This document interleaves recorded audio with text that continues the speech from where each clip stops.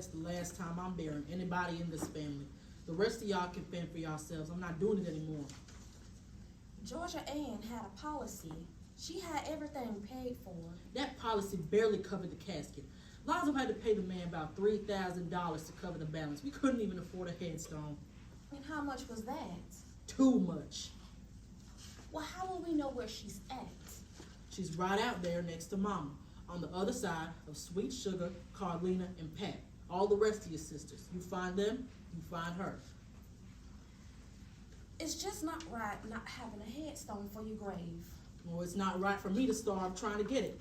Hell, they're your sisters too. You get it. You know I don't have that kind of money. Bobby Jean, your ass don't ever have any money. I can't help that. Why you got that big ass purse then? Nobly. I'm just saying it don't make sense to carry around that big ass purse and not have any money. I asked you yesterday not to start. I ain't doing nothing. You know, it doesn't even feel like she's dead. When I saw her, her face, her body, it didn't even look like her. Well, she's dead, all right. Nobly. She didn't look like herself at all. Why didn't y'all warn me? Barbara Jean, the women had cancer. She was on her chemo and radiation, laid up in the hospital bed for 6 weeks. She was suffering. Mm-hmm. How you expect her to look? All you had to say was, Georgia Ann lost about 120 pounds. She not gonna look the same. Then I would have been prepared for it. Common sense should have prepared you for it. We assumed you knew. You know, it reminds me of the time we went to that funeral for Uncle Pullum. I mean, ain't nobody told me nothing. I walked up to that church, so I shaved my little self up there to that casket, expecting to see good old Uncle Pullum. I got up there, looked into that thing. I swear I done seen a monster. Y'all know good and well that man should have had a closed casket. That's what happens when you have cirrhosis of the liver. The man drank like a fish. Your mama said she didn't want a closed casket anyway. I started screaming something awful. 3 ushers came running up to me, thinking I'm about to pass out. They started fanning and bringing out those smelling salts. I felt so embarrassed. I didn't know what to do. Well, the only thing I could do was fake like I was crying, so nobody else would think I was screaming. All of that could have been avoided if someone would have warned me. Well, you shouldn't stay away so long. Don't make any sense for you to only come home when there's a funeral. You need to visit folks when they're alive. Mm-hmm. What good can you do when they're dead? I came home when Big Daddy was sick. Girl, please, you didn't stay but 2 days. You called and said, Baba Jean, we need you to come home. Big Daddy ain't doing well. You said that he's not gonna live past the weekend. Well, that's what the doctor told me. I came home, Lonzo. Big Daddy lived 7 more years. It's not my fault the man was stubborn. It was a waste of time. I had 2 singing gigs canceled because of that. I lost a lot of money. That's why I said I'm not coming home every time someone is sick. There's no telling what God got planned. Oh, don't start with all that God talk. Nobly. I heard enough of it today at George Ann's funeral. Nobly, are you mad at me? Because every time I open my mouth, you seem to have a problem. I don't want to hear any preaching. Ain't nobody preaching at you. She's getting ready to start. And Rev Dickey was up in that pulpit, lying anyway, saying all that mess about George Ann, making her out to be some kind of saint. Half of the mess he said wasn't even true. Is that what you all huffed up about? Because of what he said about Mama? I took care of Mama. I did. All by myself. And he out here telling people it was George Ann. Well, she helped. We all help. Bitch, please. Nobly. I'm not going to have this back and forth today. George Ann not even cold in the ground. Why are you getting on me? You're always the one starting mess. You need to sit yourself down. If you're tired, go in there and go to sleep. I ain't tired. Then hush.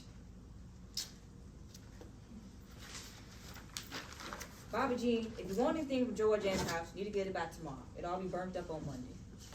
Why would you burn down the house? Not burn down the house, just the stuff in it. Well, why would you do that? Because I'm turning that house into a hit house. What? You heard me. Lonzo, what is she talking about? We still working out the kinks. Mhm. There's nothing definite yet. You're gonna turn Georgia Ann's house into a juke joint? Yep. In 2 weeks? No, Philly, you're not gonna be able to pull that off in 2 weeks. All I need is a jukebox, a pool table, and a refrigerator to keep the beer cold. What about the police? You ever think about that? I ain't scared of no police. I ain't never been scared. I've been itching to open up a hit house ever since Mama died. But because Georgianne put up such a fuss, I decided to wait. Well, now that she's dead, I decided I'm gonna just put it in hers. Lovely, are you serious? I'm serious as cancer. I'm not slaving at that truck stop for 40 hours a week, $7 an hour.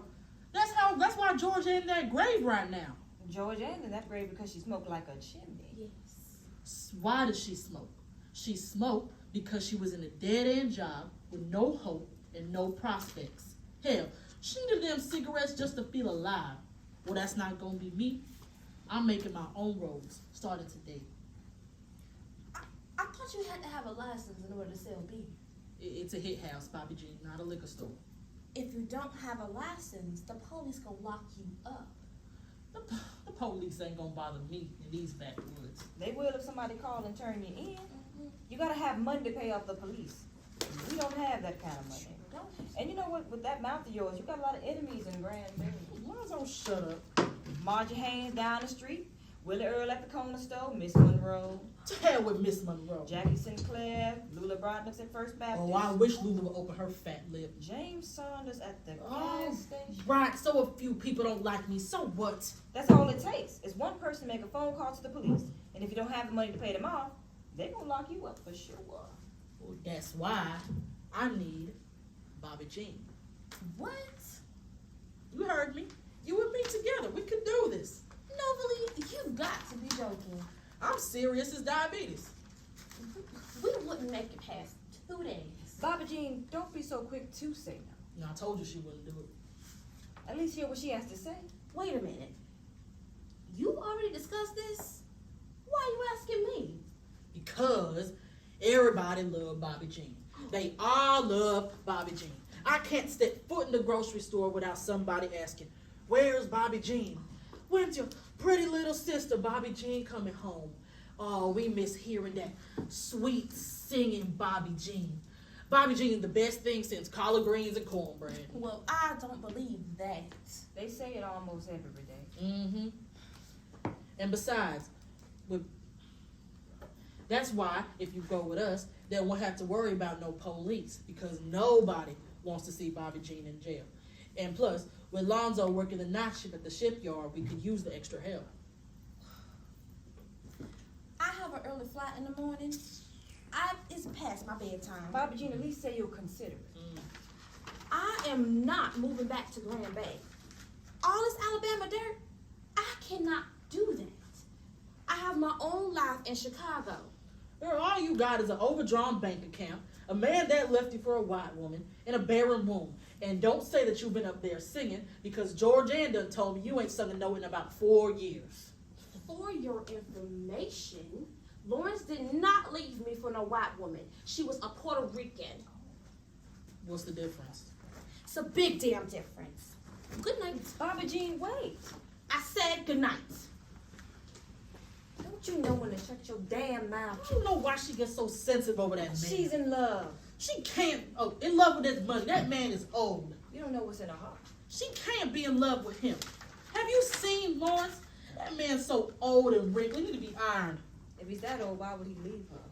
Because he can. When you got money, you can do all kinds of things.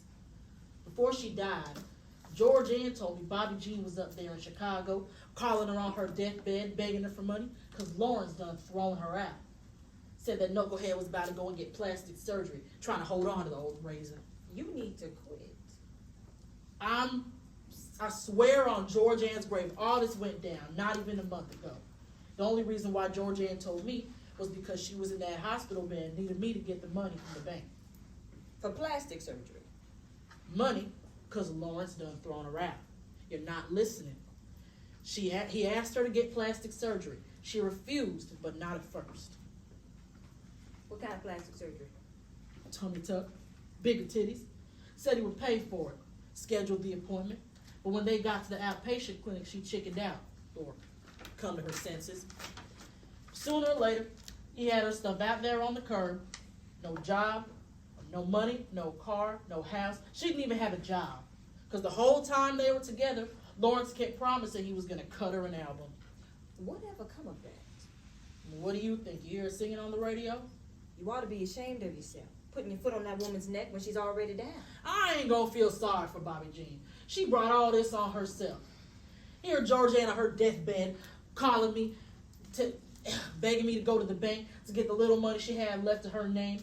She didn't have but $2,000. Asked me to send it to the Western Union so Bobby Jean fool-headed self wouldn't be cold up there in Chicago.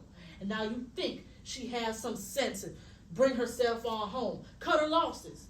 But no, she up there spending her money on new dresses, big-ass purses and whatnot, trying to convince Lawrence to take her dumb ass back. See, now I know you're lying, because I know for a fact Georgiana didn't have no $2,000. Oh, yes, she did. And we could have used that money to get us a headstone. See, Georgiana, that grave right there right now, when people walk by, won't even know she's there. That's not going to be me. When I die, people are going to know my name. When I die, I'm going to have me a big old headstone. It's going to say, "Here lies Nova Lee," in big bold letters so everyone can see. And it's all going to start right here in Grand Bay, with or without Bobby Jean. Nobly, you were stubborn as a block of government cheese. Why can't you admit that you want Bobby Jean to come home just as much as I do? I ain't worried about Bobby Jean. When Georgiana died, I know for a fact she only had $1,000 to her name. Because when Bobby Jean asked her for the money, Georgiana called me seeing if I had something to spare, but I didn't. So tell me, who put up the other grand? Georgiana had about $2,000. You did. I didn't. Stop lying. You've been sending that girl money in Georgiana's name for the last 4 years. But every time she come home, you treat her like yesterday's trash. How you expect her to say yes to juke joint if you keep knocking her down? I don't want her thinking she's doing this for me. She needs this just as much as I do. This is a good plan. She can draw in the crowd, sing a couple songs every night, and I can take care of the rest.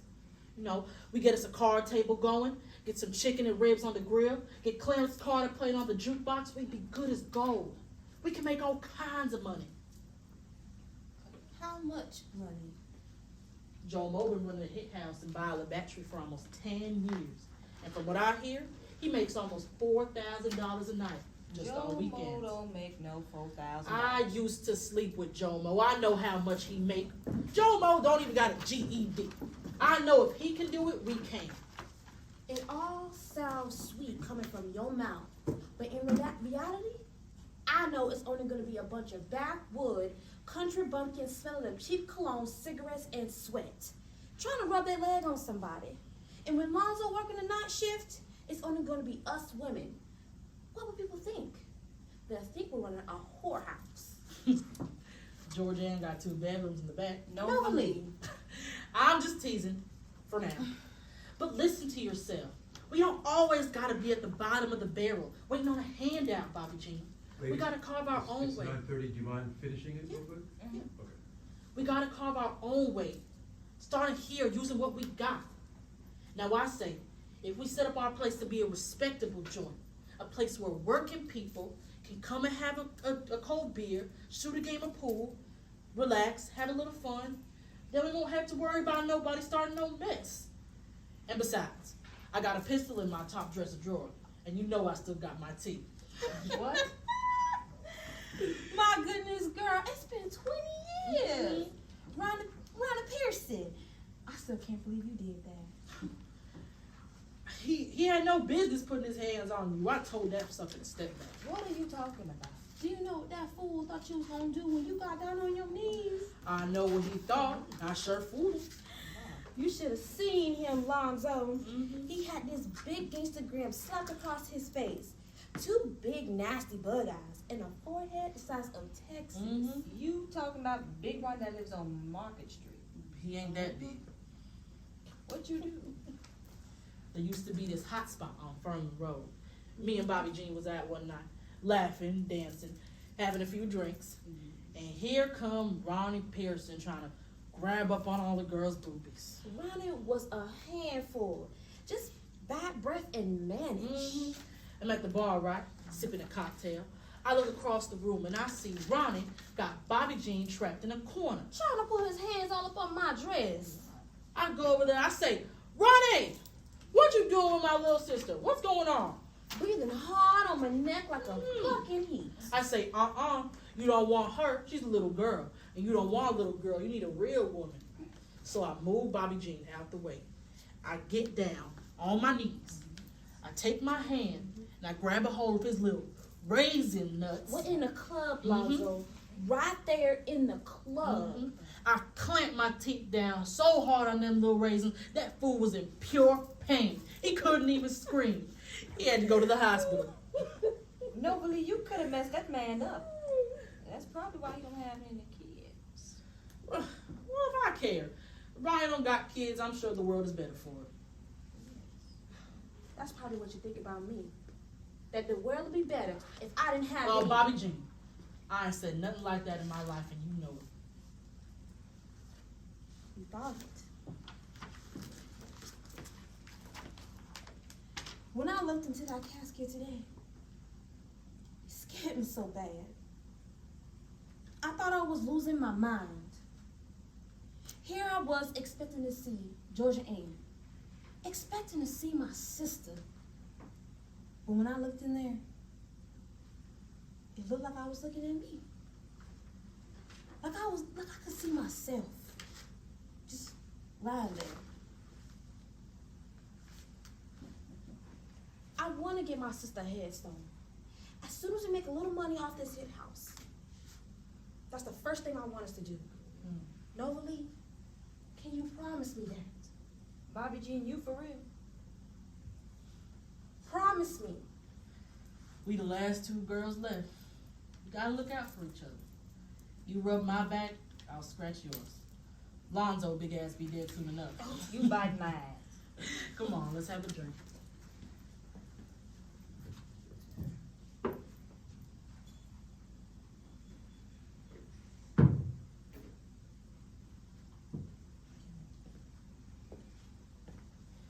To Georgianne, our beloved sister, may she rest in peace. Wait a minute. How y'all think Georgia Ann gonna feel about us opening up a juke joint in her house? Nobly. Her dead ass ain't gonna feel nothing. Cheers! We have a little drink.